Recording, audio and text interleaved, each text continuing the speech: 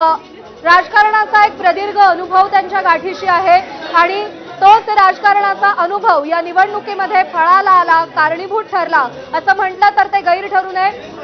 तर गिरीश महाजन जामनेरमधून विजयी झालेले आहेत। भाजपचे संकट मोचक म्हणून ज्यांना पाहिलं जातं ते गिरीश महाजन